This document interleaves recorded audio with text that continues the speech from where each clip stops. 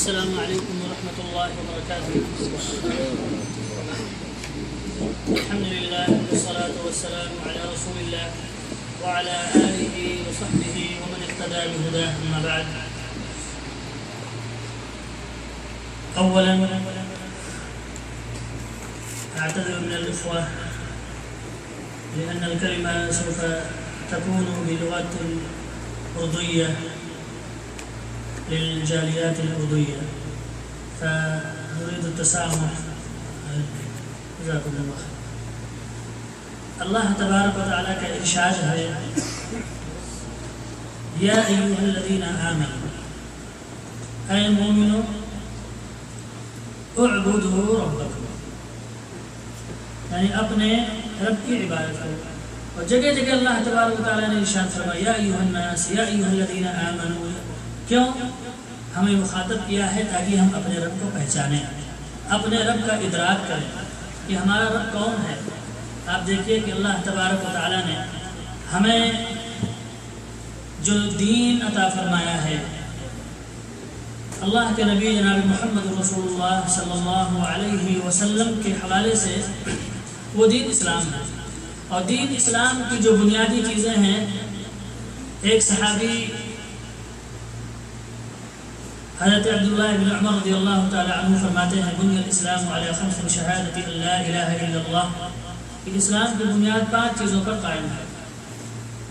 پہلی چیز کیا ہے؟ شہادت ان لا الہ الا اللہ، یعنی یہ گواہی دینا کہ اللہ کے سوا کوئی معبود برحق نہیں ہے، وان محمد رسول اللہ، اور یہ بھی گواہی دینا کہ محمد صلی اللہ علیہ وسلم اللہ کے رسول ہیں. یہ گواہی میرے بھائیوں، بہت سے بھائی ہمارے ایسے ہیں جو اس میں غلطی کرتے ہیں اور دین کے جو سب سے اہم رکن شہادتین اس کو نہیں سمجھتے. اور جب تک کہ یہ چیزیں نہیں سمجھیں گے اللہ تبارک و تعالیٰ ہماری عبادت کو قبول نہیں فرمائے گا. ہم روزہ رکھیں، نماز پڑھیں، لیکن اگر ہمارے عمل میں شرک ہو، ہمارے عمل میں کوتاہی ہو، ہمارے عمل میں ہم توحید نہ سمجھیں، تو پھر ہمارے کوئی بھی اعمال قبول نہیں ہوں گے. اللہ تعالیٰ فرماتا ہے وَلَقَدْ أُوحِيَ إِلَيْكَ وَإِلَى الَّذِينَ مِنْ قَبْلِكَ لَئِنْ أَشْرَكْتَ لَيَحْبَطَنَّ عَمَلُكَ، کہ آپ سے پہلے، آپ پر اور آپ سے پہلے جو وحی کی گئی ہے وہ یہ کی گئی ہے کہ اے میرے نبی، اگر آپ بھی اپنے عمل میں شرک کریں گے تو اللہ تبارک و تعالیٰ آپ کے تمام اعمال کو حقارت کر دے گا.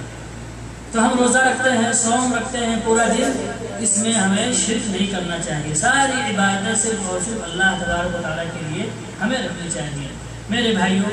اور یہ روزہ بہت ہی اہم عبادت ہے. اللہ تبارک و تعالیٰ نے کیا فرمایا کہ روزہ بندہ کیا کرتا ہے؟ میرے لیے رکھتا ہے. إِلَّا الصَّوْمَ فَإِنَّهُ لِي، روزہ جو ہے یہ بندہ صرف میرے لیے رکھتا ہے، اس میں ریا اور نمود نہیں ہوتی ہے.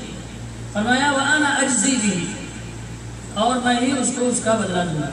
کیوں؟ يَدَعُ طَعَامَهُ وَشَرَابَهُ مِنْ أَجْلِي، کیونکہ میرے ہی وجہ سے بندہ اپنا کھانا، اپنا پینا یہ سب چھوڑے رکھتا ہے. تو میرے بھائیوں، ضرورت اس بات کی ہے کہ ہم اپنے دین کو سمجھنے کی کوشش کریں. اور عقیدہ سب سے اہم ہے. سب سے اہم چیز ہمارے لیے عقیدہ ہے. جب تک ہم عقیدہ نہیں سمجھیں گے ہمارے کوئی اعمال قبول نہیں ہوں گے. اگر وہاں پر خلل ہے، پہلے ہی رکن میں اگر خامی پائی جاتی ہے، تو پھر ہمارے نہ روزہ قبول ہوگی، نہ نماز، نہ ہی کوئی دعا، نہ صدقہ، نہ زکوٰۃ، کوئی عبادت قبول نہیں ہوگی جب تک کہ ہمارا عقیدہ صحیح نہ ہو. اور عقیدہ صحیح ہونے کے لیے کیا ہے؟ ہمیں کم سے کم بنیادی چیزوں کو جاننا ضروری ہے، اس کا علم حاصل کرنا چاہیے. جو پڑھے لکھے لوگ ہیں ان کے پاس جا کر کے ہمیں عقیدہ توحید سمجھنا چاہیے. نہیں تو مسلمان ہوتے ہوئے بھی، اللہ پر ایمان رکھتے ہوئے بھی لوگ شرک میں مبتلا ہو جاتے ہیں، اور ایک اللہ کو پکارنے کے بجائے لوگ غیر اللہ کو پکارنا شروع کر دیتے ہیں. وہ عقیدہ جو اللہ رب العالمین سے رکھنے کے بجائے ہم غیروں سے رکھنا شروع کر دیتے ہیں. یہی مسلمان، اس کا ملجا اور ماوا مسجدیں ہوتی ہیں، اللہ کا در ہوتا ہے، لیکن لوگوں نے کئی در بنا دیے ہیں اور فلاں کے دروں پر جا کر کے اپنی مرادیں مانگتے ہیں، وہاں پر منتیں مانگتے ہیں، چادریں چڑھاتے ہیں، عرس اور میلے لگاتے ہیں. یہ ساری چیزیں آج ہمارے قوم میں پائی جاتی ہے، جو امت محمدیہ، جو اللہ کے نبی صلی اللہ علیہ وسلم کی طرف اپنی نسبت کرتے ہیں۔ اور اللہ تبارک و تعالیٰ نے ہم سب کو عقل دیا ہے۔ آپ خود سوچیں کہ اللہ کے نبی صلی اللہ علیہ وسلم نے کیا یہ چیزیں بتلائی ہیں جو آج ہمارا مسلمان بھائی کر رہا ہے اور غیروں کے دروں پر جا کر کے بھٹک رہا ہے؟ مسلمانوں کے لیے تو ایک در ہے، اور وہ در ہے اللہ رب العالمین کا در ہے۔ اللہ سے مانگو گے، اللہ فرماتا ہے اے میرے بندو مجھ سے مانگو میں تمہیں دینے والا ہوں۔ لیکن جانتے ہیں کہ اللہ تبارک تعالیٰ ہی دینے والا، لیکن کہتے ہیں کہ نہیں ہم فلاں سے مانگیں، فلاں کے پاس جاتے ہیں۔ تو کہنے کا مقصد یہ ہے کہ عقیدہ جب تک کہ ہمارا پختہ اور مکمل نہیں ہوگا، کوئی عمل ہمارے قابل قبول نہیں ہوگا۔ اس لیے میرے بھائیوں، ہمیں عقیدہ توحید سمجھنا چاہیے۔ قرآن پاک کا بیشتر حصہ آپ دیکھیے کہ اللہ تبارک تعالیٰ نے عقیدہ توحید سمجھایا ہے۔ اپنے رب کی معرفت حاصل کرو، اپنے رب کو پہچان لو۔ جو شخص اپنے رب کو پہچان لے گا پھر وہ اور دروں کو سب کو چھوڑ دے گا۔ اور یہی ہے فرمایا وَلَا تَدْعُ مِن دُونِ اللَّهِ مَا لَا يَنفَعُكَ وَلَا يَضُرُّكَ۔ اے میرے نبی، آپ بھی اللہ کے علاوہ کسی دوسرے کو مت پکاریے جو نہ آپ کو فائدہ پہنچا سکتا ہے نہ نقصان پہنچا سکتا ہے۔ اگر ایسا کریں گے فَإِن فَعَلْتَ، اگر ایسا کریں گے فَإِنَّكَ إِذًا مِنَ الظَّالِمِينَ، تو پھر کیا ہوگا؟ آپ بھی ظالم ہو جائیں گے، ظالموں میں سے آپ بھی ہو جائیں گے۔ نعوذ باللہ، اللہ کا نبی صلی اللہ علیہ وسلم ایسا نہیں، لیکن اس شرک کی قباحت اور اس کی خطرناکی کو بیان کیا گیا ہے۔ اللہ تعالیٰ کیا فرماتا ہے؟ ذَلِكَ بِأَنَّ اللَّهَ هُوَ الْحَقُّ، اللہ تبارک تعالیٰ ہی حق ہے۔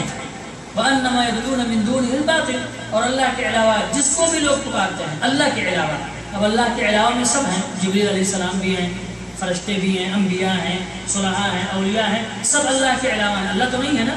اب اللہ کے علاوہ جس کو آپ پکاریں گے اللہ فرماتا ہے وہ سب جھوٹے ہیں۔ وَأَنَّ مَا يَدْعُونَ مِن دُونِهِ الْبَاطِلُ، باطل کے معنی کیا ہوتے ہیں؟ باطل ہیں، جھوٹے ہیں۔ وَأَنَّ اللَّهَ هُوَ الْعَلِيُّ الْكَبِيرُ، اللہ تبارک و تعالیٰ ہی کی ذات بلند اور بڑا ہے۔ تو ہمیں چاہیے کہ ہم اپنے عقیدے کو کی اصلاح کریں۔